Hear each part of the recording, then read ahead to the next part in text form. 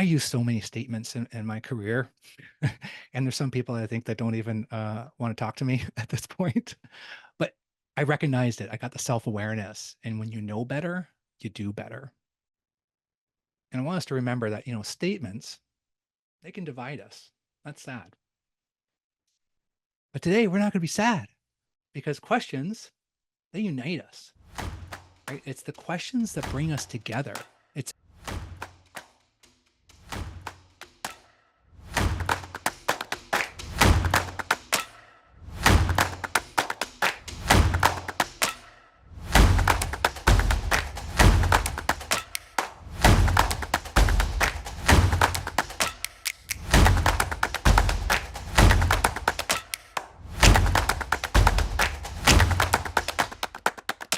things. And Barbara Fredrickson talked about how negative feelings can limit our creativity and our innovation and our learning, whereas positive emotions kind of expand and make us more creative, in our ideas.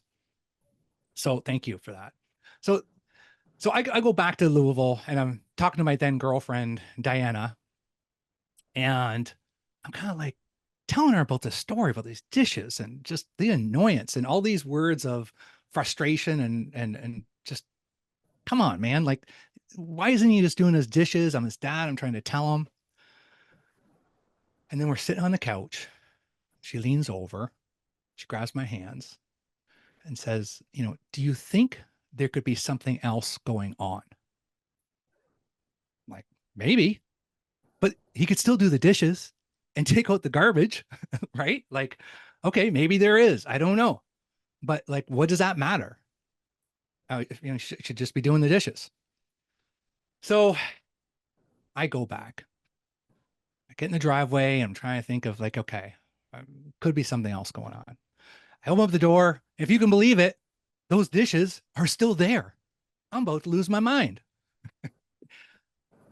So I take a deep breath. I'm kind of thinking, okay, I think about curiosity. Like, do I want the dishes done or can I be a little more curious? So I get there and I really kind of had to like, we talk about our emotions, right? Because our emotions, and when we come from that curiosity, we can ask better questions. And I'm just like, Dyson, are you doing okay?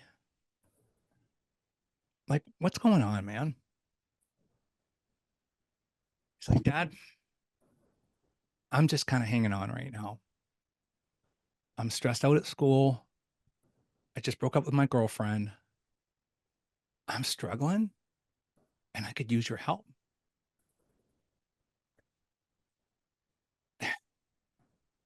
So I'm just like, Dyson, I didn't have a clue. Because at that point, it's like, oh, okay, something else is going on. And I want him to feel connected. I want him to feel seen, heard, and valued. I said, son, I can see you're doing your best. You know, what's in the way of doing your best right now? Like, how can I help? It's like, Dad, I can't stop drinking.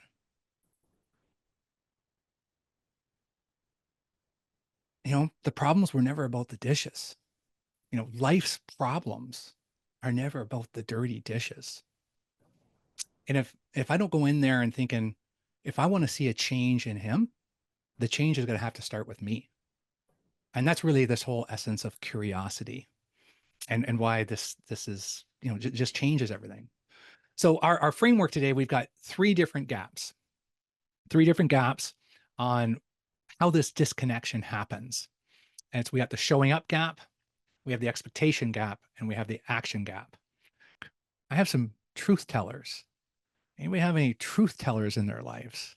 They might be just at home, right? Like years ago, when I was a lot younger, and I'm running a manufacturing plant, and I gather the whole team about midday. We're having a good day, and everybody comes in the room, and I tell them corporate called in. We got some problems, and we've got some issues, and this is the task we need to get done from corporate about some cycle times. So, okay, great. So I go back to my office. I'm feeling pretty okay about my leadership, and I'm going to go back and work on some month-end reports. And all of a sudden, our executive assistant walks in my office.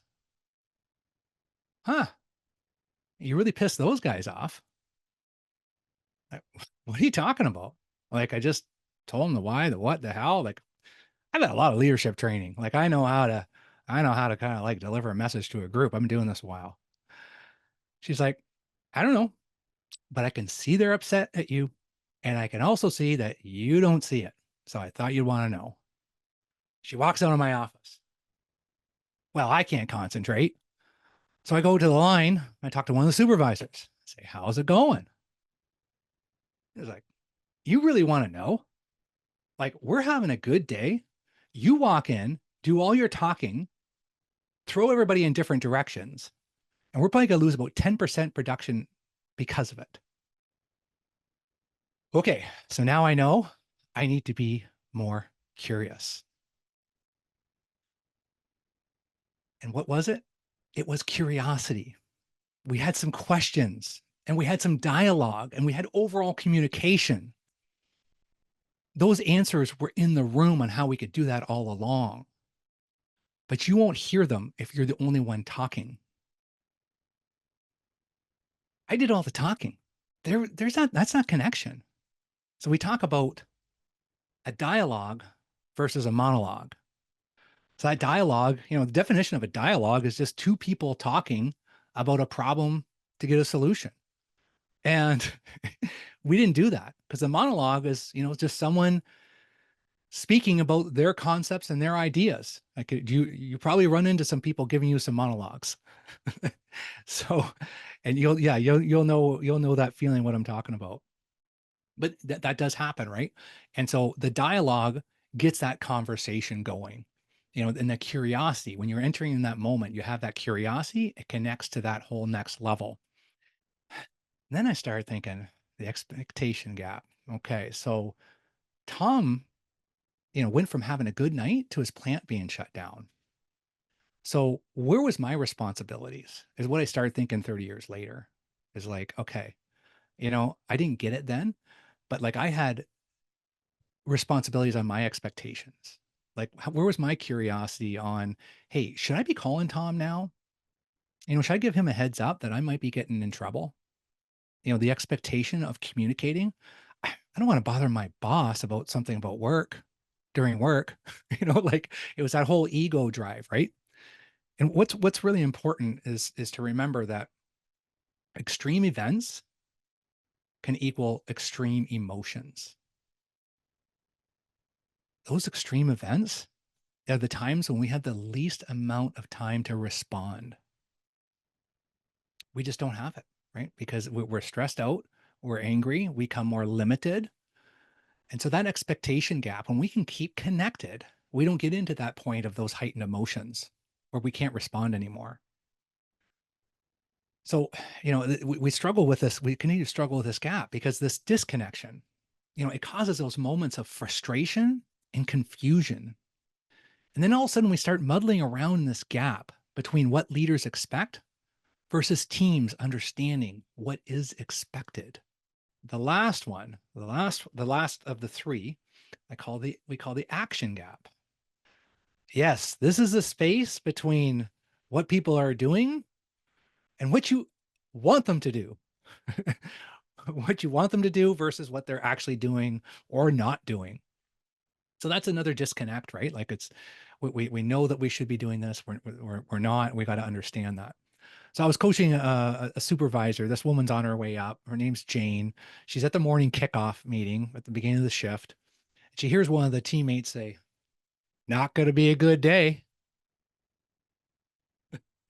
So her immediate reaction usually is, "Oh yeah, we're going to make it a good day. I'm going to make sure it's a good day." And like because what he's talking about was the target for the day was 5 pallets, and he was saying, "Well, we're probably only going to hit 3." So our normal response is kind of get on them and, be that leader of just like motivate and keep going. But, she took a different approach, right? And she's like, if you did hit 5 today, like what would be different? And well, we wouldn't run out of parts. It's okay. So what could you do? What could be different about not running out of parts? And she's like, well, if these buffers stayed full, right? Like, because it's like we lose this time. We're never going to hit 5 because the buffers go empty. Well, is there anything you can do like this morning to help prevent that, or is it, what do you think about that? Well, we are having a changeover later this morning, so I guess me and this other person could go and stock up the buffers. So it's a simple example, but it's a real one, right? And just that small shift that she makes just changes her connection with that teammate.